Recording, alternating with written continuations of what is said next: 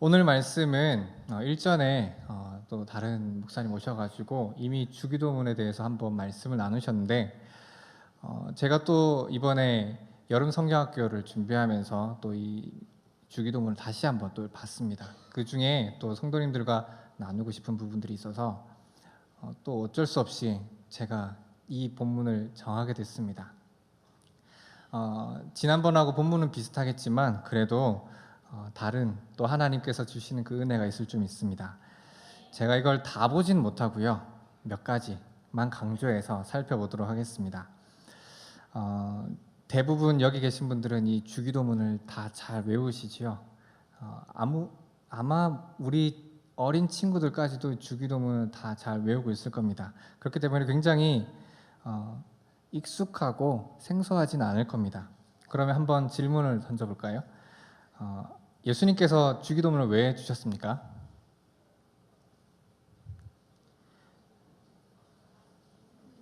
예. 네. 기도 좀 하라고. 네. 그럼 또 한번 질문 들어볼까요? 지금 이 마태복음에도 있고 또 어디에도 있습니까? 주기도문이 또 딴 데 또 하나 더 있죠. 너무 익숙해서 갑자기 더우세요? 오늘 본문에도 있고 또 누가복음 11장에도 나와 있습니다. 누가복음 11장을 보면은 예수님의 제자들이 예수님께 나와서 이렇게 이야기를 합니다. 우리들에게 기도를 좀 가르쳐 주십시오라고 이야기를 합니다. 원래 예수님의 제자이기 전에 이들은 세례 요한의 제자들이었습니다. 세례 요한도 자기 나름의 기도문이 있었고 그것을 제자들에게 가르쳤죠. 세례 요한은 회개함으로 다가오는 하나님의 나라를 준비하라라는 그런 내용으로 메시지를 전하고 또 거기에 해당하는 기도문을 제자들에게 가르쳤습니다. 예수님께서도 그것과 크게 다르진 않고 이제 그대로 전하시지만 강조점이 조금은 달랐습니다. 요한이 블러스의 심판을 강조했다면 예수님은 심판을 통한 하나님의 용서와 사랑을 강조했습니다.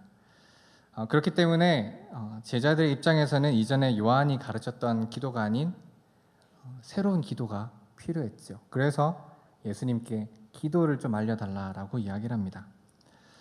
우리가 각자 드리는 기도에도 아마 이런 강조점이 좀 있을 겁니다. 서로 중요하게 생각하는 것들이 다를 겁니다. 어떤 사람은 사업의 번창을 위해서, 어떤 사람은 자녀의 순탄함을, 그리고 몸이 아픈 분은 몸이 빨리 좀 나을 수 있기를 그렇게 기도합니다. 요즘과 같은 때는 아마도 비가 너무 안 오기 때문에 비 좀 내리게 해주십시오라고 기도할 수도 있고요. 은한교회, 우리 은한가족의 경우에는 특별히 또 1, 2 기도 제목이 또 있는 것 같습니다. 이렇게 우리 공동체에게는 거기에 합당한 또 기도가 있습니다. 이런 면에서 이 주기도문은 하나님의 백성의 신앙과 이상과 소망을 담아두고 있습니다. 한마디로 무엇을 믿고 무엇을 바라고 무엇을 기대하는지에 대해서 이 기도문이 드러내고 있습니다. 어떤 기도를 드리는가, 이것이 그 공동체의 색깔을 드러냅니다. 영적인 상태를 나타냄과 동시에 또 그것을 만들어냅니다.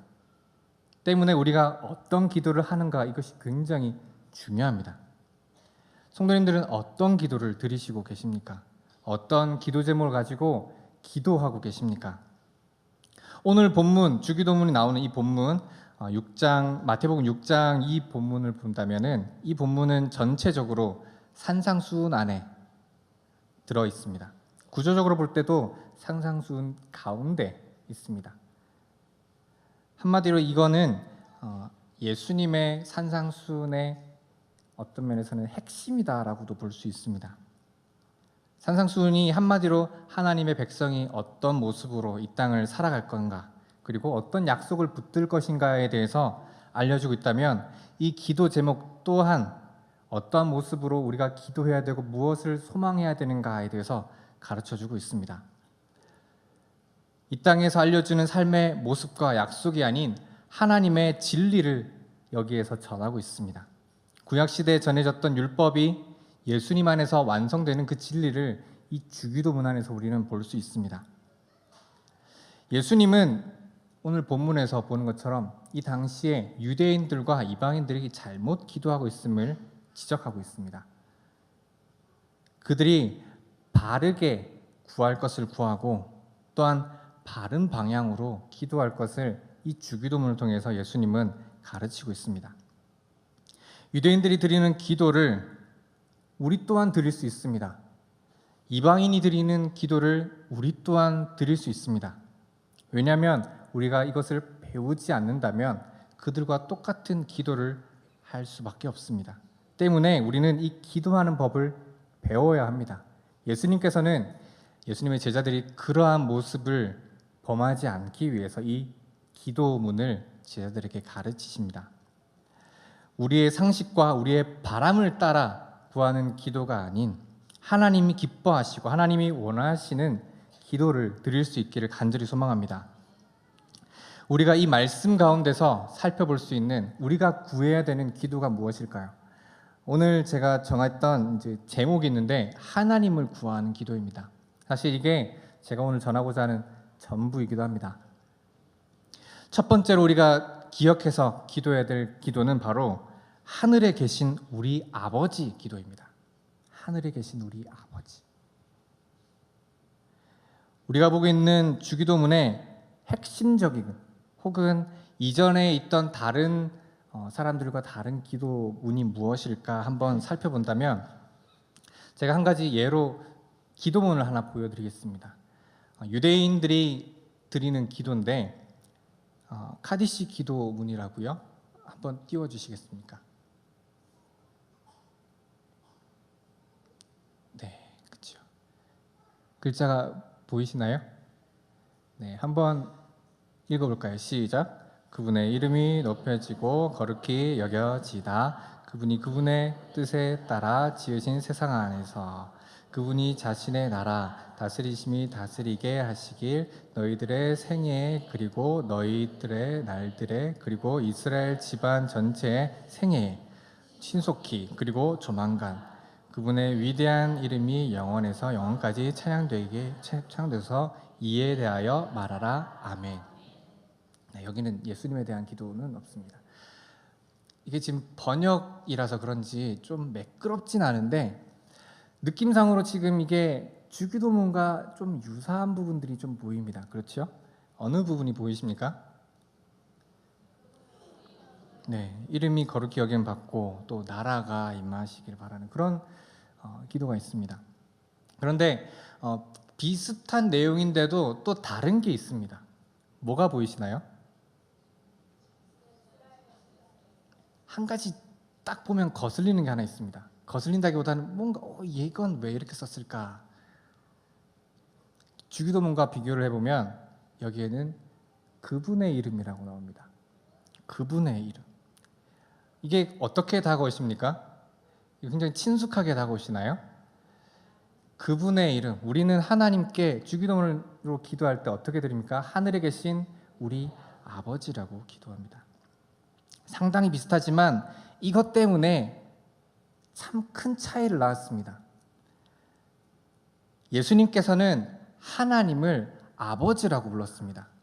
우리에게는 이게 너무 익숙한지 모르겠지만 이것이 이 당시에는 굉장히 충격적인 이야기였습니다. 왜냐하면 하나님을 감히 아버지라고 부르다니요. 그리고 심지어 예수님은 아빠라고 불렀습니다. 사람들은 이것 때문에 놀랐습니다. 그 권세에 놀랐고 또 바리새인이나 서기관들은 신성 모독이라고 해서 화를 냈습니다. 이 기도문이 그 정도의 두려움 가운데 함부로 해서는 안 되는 그런 기도였다라는 겁니다. 당시 그 누구도 하나님을 감히 아버지라고 부르지 못했습니다. 왜냐하면 하나님은 그 누구도 범접할 수 없는 그런 존재셨기 때문입니다. 십계명에서 하나님의 이름을 망령되이 일컫지 말라라고 이야기를 합니다. 성전도 우리가 잘 알고 있는 성전도 아무나 못 들어가지요. 선택된 자, 선택된 날에만 들어갈 수 있었습니다. 그들에게 그렇게 지켜왔던 유대인들에겐 이것은 굉장히 큰 충격이고 신성 모독이었죠. 감히 천하고 천한 인간이 하나님을 아빠라 부르다니. 인도의 어느 지역에 이런 이야기가 있다고 합니다. 인도에는 굉장히 신이 많습니다. 어느 지역에는 근데 함부로 하나님은 당신을 사랑하십니다 라고 이야기를 해서는 안 된다고 이야기를 합니다. 왜냐하면 인도에는 굉장히 많은 신들이 있는데 그 신 중에 아주 천한 계급 중에서 아주 밑에 있는 신만 사람을 사랑하는 그런 존재라는 겁니다. 너무나도 위대한 존재이기 때문에 너무나도 위에 상급에 있는 신은 사람을 사랑할 수 있는 그런 존재, 사랑하는 존재가 아니라는 거죠. 우리가 우리 몸에 있는 만약에 병균, 균이 있다면 이것에 두고 이름을 두고 얘들이 죽었니 살았니 염려하는 것 같이 그런 존재가 바로 신과 인간의 관계다라고 그들은 생각했기 때문에 감히 하나님이 그런 존재로서 용납되지 않는다라는 거죠. 그러나 이것이 어떤 면에서는 우리에게 큰 복음이 됩니다. 범접할 수 없을 것만 같은 하나님께서 온 만물을 창조하신 하나님께서 우리를 자녀 삼아 주신 것입니다. 또한 우리의 간구를 들어주시고 또한 응답하십니다. 이것이 실로 우리에게 큰 복음인 줄 믿습니다. 사실 구약에도 하나님 아버지라는 표현이 있습니다. 근데 이 아버지라는 표현은 이스라엘 공동체 주로서 창조주로서의 아버지입니다. 이 아버지는 다소 위험 있고 권위가 있고 그리고 심판주로서의 이미지가 강했기 때문에 유대인들은 이 이름을 함부로 부를 수가 없었습니다. 모세오경에도 여호와라는 이름이 나오겠지만 이 여호와라는 이름이 나올 때 유대인들은 이것을 여호와라고 함부로 이름할 수 없었습니다. 대신에 그 자음을 대서 아도나이라고 이름을 대신 바꿔 불렀습니다. 함부로 하나님의 이름을 부르지도 않았어요. 그리고 성경을 필사할 때도 아마 아시는 분은 아시겠지만 하나님의 이름이 나올 때마다 붓을 다시 씻던지 몸을 다시 씻고 그리고 또 하나님께 경배를 올리고 그리고 나서 다시 필사를 이어갔습니다. 그 정도로 이 유대인들에게는 하나님이라는 존재가 굉장히 어떤 면에서는 두려운 존재였습니다. 너무 가까이 하기에는 너무 먼 당신, 그런 존재죠. 하지만 예수님이 부른 아버지, 아바 아버지는 다릅니다. 아바 아버지라고 했는데 이건 정확하게 말하면 아빠입니다. 아빠에 해당하는 이 말이 아람어인데 아람어는 또 아버지라는 단어가 또 따로 있어요. 아브라고 있는데 그것을 사용하지 않고 아바 아버지라고 부릅니다. 아빠 아버지인데 이것은 아이들이 이용하는 그런 단어입니다. 함부로 아버지를 아빠라고 아무나 제가 이제 나이가 들어서 이제 아버지라고 부르려다 보니까 정말 너무 거부감이 들어서 아직까지 제가 저희 아버지를 아빠라고 부르긴 하는데 저는 아빠라고 부를 때마다 너무 친근합니다. 아버지라고 부르려니까 왠지 우리 아빠가 아닌 것 같은 그런 느낌이 들어가지고 아직 제가 이 나이 들어가지고 아빠라고 부르는데 이 아빠라는 이 말이 굉장히 친근감이 있습니다. 이것은 분명히 예수님께서 의도를 가지고 우리에게 이야기하신 거죠. 예수님께서 주기도문을 통해서 하늘에 계신 우리 아버지, 이전에 하늘에 계신 하나님은 유대인들이 잘 알았겠지만 아빠 아버지로서의 아버지 하나님은 잘 몰랐을 겁니다. 하지만 이것을 아바 아버지, 하늘에 계신 우리 아버지라고 기도하면서 이 기도는 이제 하나님 아버지의 아들로서 드릴 수 있는 기도가 되어지고 그로 인하여서 우리는 하나님과 더욱더 깊은 친밀한 관계 가운데서 하나님께 기도할 수 있게 되었습니다. 이 기도를 우리에게 가르쳐 주신 이유는 우리도 이 기도를 드릴 수 있는 존재임을 예수님께서 보여주기 위해서, 하나님의 아들로서 예수님만 이 기도를 드린 게 아니라 우리도 이 기도를 할 수 있음을 나타내기 위해서 우리에게 이 기도를 가르쳐 주신 겁니다. 예수님의 십자가 사건으로 말미암아 이전에는 이어질 수 없을 것만 같았던 하나님과 우리 사이가 좁혀지게 됐습니다. 이제는 너무나도 멀지 않은 내 사랑하는 내 아버지, 내 하나님이 되셨습니다. 예수님께서 십자가에 달려 돌아가심으로, 예수님께서 그렇게 우리를 위해서 죽으심으로 말미암아 우리가 이제 하나님의 아들로서 이 기도를 할 수 있게 된 것입니다.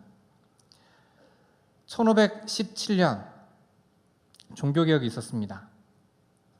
지금 이제 한 500주년이 되었죠. 이때 강조했던 게 있습니다. 성경으로 돌아가자. 이전에는 아무나 말씀을 함부로 가까이 할 수 없었습니다. 교황이나 주교들 중간에서 해석하고 중간에서 말씀을 전했습니다. 언어 자체도 어렵기도 했고 이것을 함부로 다루지도 못했습니다. 그러다 보니까 그들의 생각이 더해지고 말씀을 말씀대로 전하는 게 아니라 자기의 생각을 더해서 왜곡된 말씀을 전하게 되었습니다. 죄를 해결하기 위해서 고행이나 선행을 해야 되었다라고 이야기를 합니다. 그런데 종교개혁을 통해서 우리가 이 성경을 직접 받게 됨으로, 하나님의 말씀을 접하게 됨으로 이제 우리가 알게 된 것은 행위가 아닌 은혜로 말미암아 구원을 얻게 된다는 것이었습니다. 이와 마찬가지로 기도도 동일합니다. 이전의 기도는 어떻게 들었느냐? 회개할 게 있으면 고해성사를 했습니다. 그리고 만약에 기도할 것이 있었다 그러면 예수님의 이름으로도 함부로 기도하지 못했습니다. 왜냐하면 예수님조차도 너무나도 먼 당신이었기 때문에 성인들이나 마리아의 이름을 의지해서 그렇게 기도를 했지요. 예수님께서는 그 기도가 바르지 않음을 분명히 우리에게 알려주십니다. 종교개혁을 통해서 우리가 이제는 예수님을 통해서 직접 하나님께 기도를 드릴 수 있는 존재가 되었습니다. 이렇게 성경 말씀이나 기도가 우리에게 참 중요한 역할을 합니다. 그것은 바로 하나님과 가까이 있을 수 있다는 것입니다. 하나님과 친밀한 관계에 있을 수 있게 이 기도와 말씀이 우리를 인도한다는 것입니다. 우리는 기도를 호흡이라고 이야기를 하죠. 그리고 하나님과 나누는 대화라고 이야기를 합니다. 기도는 하나님과의 영적인 관계가 살아있고 깊어지기 위해서 우리에게 꼭 필요한 것입니다. 따라서 이 기도에 있어서 정말 중요한 기도 제목이 있는데요. 그것은 우리가 단순히 하나님께 나의 바람을 구하는 기도 이전에, 내 사업이 잘 되는 것 이전에, 나의 꿈들이 이루어진 것 이전에 기도해야 될 것이 있습니다. 그것은 바로 하나님과 친해지는 기도입니다. 하나님을 바라는 기도입니다. 하나님 한 분만으로 만족하는 기도이죠. 하나님의 자녀의 모습을 회복하고 하나님의 자녀의 모습 안에서 긴밀한 대화를 나누는 것이 바로 이 기도입니다. 한나의 기도를 아시죠? 사무엘상 1장에 보면 이 한나가 아이를 낳지 못해서 괴롭힘을 당하는 그런 장면들이 등장합니다. 때문에 이 한나가 기도합니다. 그런데 이 한나가 왜 마음 아파했을까? 곰곰이 찬찬히 말씀을 보면은 꼭 이것이 아들이 없어서만은 아니다라는 것을 우리가 확인할 수 있습니다. 왜냐하면 한나는 나중에 기도를 통해서 아들을 얻게 되지만 이 아들을 그냥 하나님께 바쳐버립니다. 아들이 중요한 것이 아니었습니다. 한나에게 중요했던 것이 무엇인지 사무엘상 1장 11절 한나의 기도를 좀 살펴보도록 하겠습니다. 여기 중간에 보면 만군의 여호와여, 만일 주의 여종의 고통을 돌아보시고 나를 기억하사 주의 여종을 잊지 아니하시고, 여기에서 볼 수 있는 한나 마음에 중요했던 것은 바로 하나님이었습니다. 아들을 얻지 못해서 괴로워했다기보다는 하나님 내 기도를 들어주십니까? 하나님 나와 함께 하시지요? 하나님 나와 가까이 계십니까? 내가 그것을 알고 싶습니다라는 그 간구를 이 기도 가운데 드리고 있는 겁니다. 때문에 그것이 확인되었기에 감사한 마음으로 아들을 서원해서 드릴 수 있게 된 것입니다. 한나에게 중요한 것은 하나님께서 나와 함께 하시고 나의 기도를 들으시냐인 것입니다. 우리가 기도할 때 정말 중요한 것은 바로 하나님입니다. 주님 한 분만으로 만족할 수 있는 기도입니다. 하박국 선지자의 고백이 다음과 같습니다. 다 함께 읽어볼까요? 시작. 비록 무화과 나무가 무성하지 못하며 포도나무에 열매가 없으며 감람나무에 소출이 없으며 밭에 먹을 것이 없으며 우리의 양이 없으며 외양간에 소가 없을지라도 나는 여호와로 말미암아 즐거워하며 나의 구원의 하나님으로 말미암아 기뻐하리로다. 주 여호와는 나의 힘이시라. 나의 발을 사슴과 같게 하사 나를 나의 높은 곳으로 다니게 하시리로다. 아멘. 우리에게 있어서 가장 중요한 기도 제목은 바로 하나님과 친밀해질 수 있는 기도입니다. 하나님과 친밀해지기를 원하는 기도입니다. 그러나 이방인의 기도는 그렇지 않았습니다. 이방인의 기도는 자기의 원하는 목표를 두고 원하는 것을 두고 욕심을 가지고 기도합니다. 올해 풍년되게 해주세요. 전쟁에서 승리하게 해주세요. 자녀들이 탈 없이 잘 크게 해주세요. 이런 기도를 드렸을 겁니다. 그런데 이런 기도를 아주 열심히 드렸을 겁니다. 우리 옛 어른들도 굉장히 열심히 기도했습니다. 정성을 다해서 기도했습니다. 정성으로 따지면은 아마 우리보다도 더 지극한 정성으로 기도했을 겁니다. 그런데 그 모습이 잘못되었다는 거죠. 중언부언하는 기도는 아마도 이런 열심으로 인해서 하는 기도일 겁니다. 내가 이렇게 열심히 해야지만이 하나님께서 들으실 거다라는 그런 마음으로 하게 되는 기도가 바로 중언부언의 기도이죠. 그러나 예수님께서 정확하게 이야기하십니다. 기도에 있어서 가장 중요한 것은 오래 하는 것이 아닙니다. 길게 하고 잘하는 것이 아닙니다. 기도에 있어서 가장 중요한 것은요, 하나님과 올바른 관계 안에서 드려지는 기도입니다. 우리가 이방인의 기도를 본받지 말아야 합니다. 구하기 전에 있어서는 우리도 구해야 하죠. 우리의 필요한 것들을 구해야 하지만 그것보다 가장 먼저 우리가 기도해야 될 것은 바로 하나님의 관계입니다. 왜냐하면 하나님은 우리에게 있어야 할 것을 모두 다 아시는 하나님이시기 때문에 그 하나님께 기도하면 우리가 구하지 않았던 것까지도 하나님께서 다 주실 수 있는 그런 분이시기 때문입니다. 성도님들은 하나님과 얼마나 바른 관계로 계십니까? 얼마나 친밀한 관계 가운데 계십니까?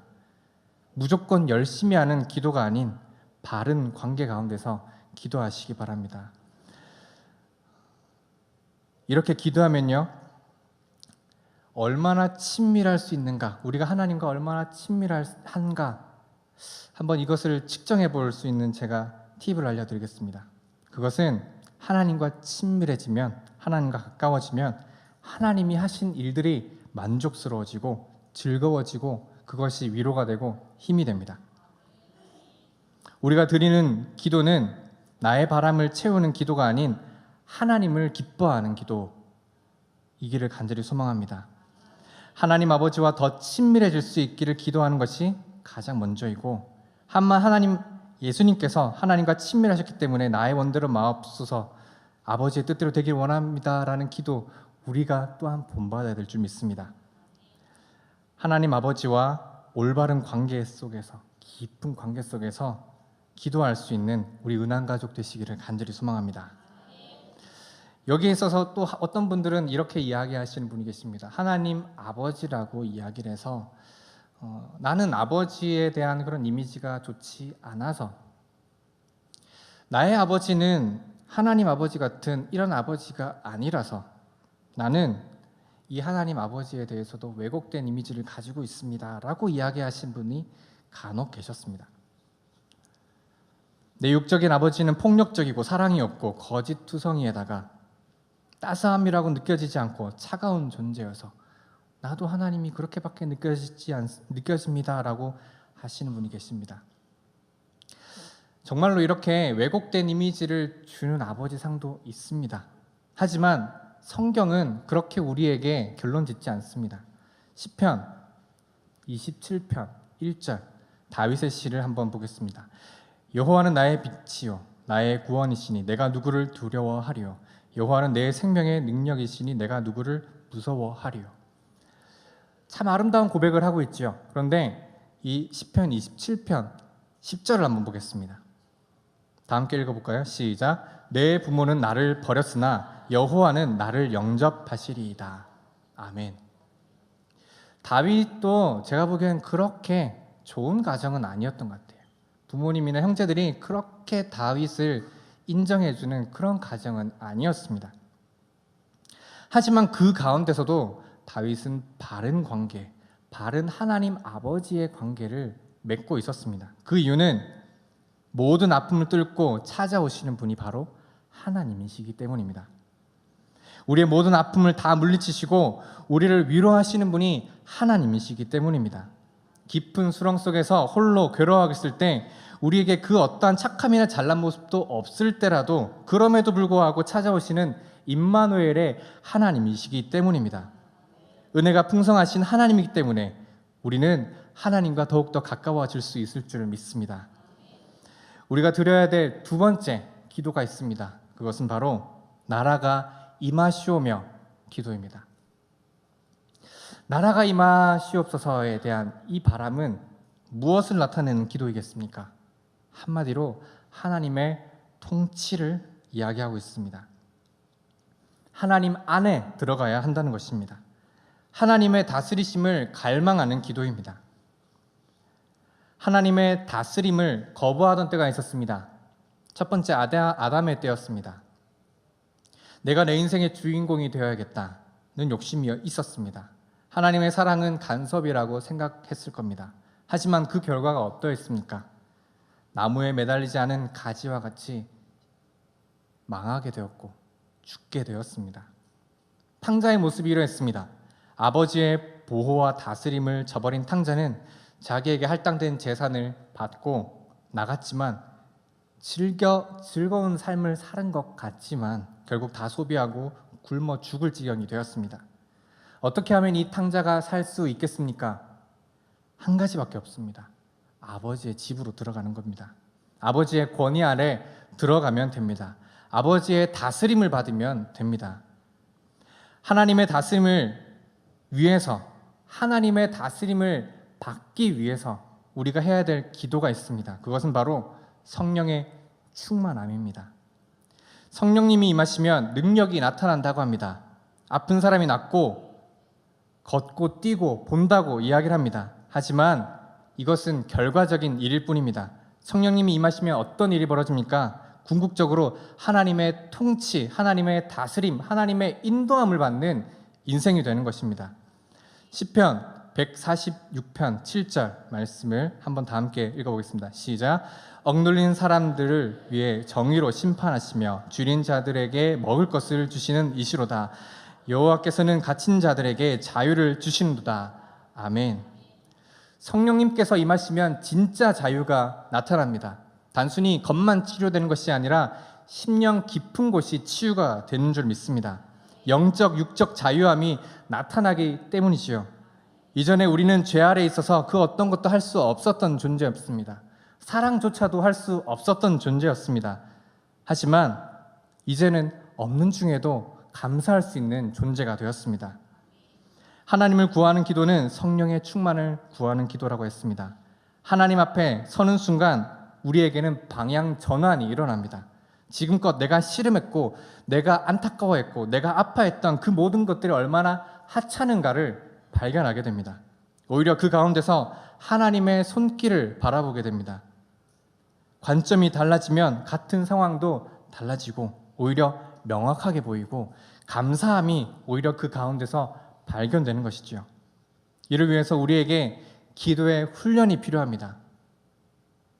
오늘 몇 가지 간단한 기도의 방법을 알려드리겠습니다. 우리가 이 주기도문을 기도하지요. 은항교회에서 우리 교회에서는 특별히 새벽기도 때 꼭꼭 이 주기도문으로 마칩니다. 주기도문으로 기도하시고 마치시라고 꼭 이야기를 드리는데 사실 저는 이 주기도문을 마칠 때 드리는 것보다 기도 중간에 이 기도문을 가지고 기도하는 게 참 중요하다라고 생각을 합니다. 이 기도를 드리면요, 영적으로 균형 잡힌 기도를 할 수 있게 됩니다. 우리가 육적으로만 드리는 기도가 아닌, 나의 바람만 가지고 드리는 기도가 아닌 하나님이 원하는 기도를 우리가 할 수 있게 되는 것입니다. 때문에 우린 이것을 풀어서 기도할 수 있는 능력이 있어야 됩니다. 의도적으로 하나님을 아버지라고 부르는 그런 청원이 있습니다. 주기도문에는 총 6가지의 청원이 나옵니다. 이를 크게 나눠서 당신 청원, 우리 청원이라고 이야기를 합니다. 첫 번째 앞부분에 나오는, 맨 처음에는 하나님 아버지를 부르고요. 그 다음에 세 가지가 나오는데, 한번 저희가 볼까요? 당신 청원은 뭘까요? 주기도문을 딱 보면 어디가 있겠습니까? 당신 청원. 당신 청원이라고 하니까 좀 그러니까 하나님이라고 하겠습니다. 그러면 가장 먼저 하나님의 이름이 거룩히 여김을 받으시오며, 두 번째는 하나님의 나라가 임하시오며, 그리고 또 하나님의 뜻이 하늘에서 이루어진 것 같이 땅에서도 이루어지이다. 이것은 우리가 배우지 않고선 할 수 없는 기도입니다. 또 우리를 위한 기도가 있습니다.